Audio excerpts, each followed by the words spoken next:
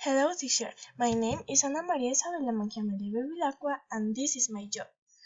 I travel to Venice, Regia di Caserta, and Rome.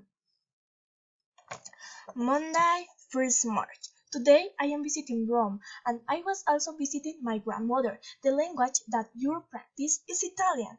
It is a great language. Today I was also taking a shower at my grandmother's house. It's a very hot because Italians are used to showering like this.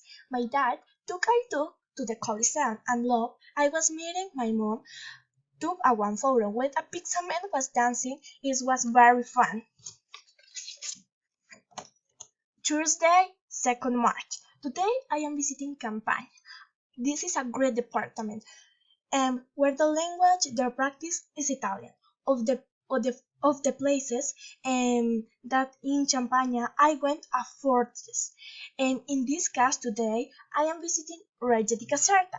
Reggio di Caserta is a great place where they drink a lot of coffee, and the peoples are very friendly and organized.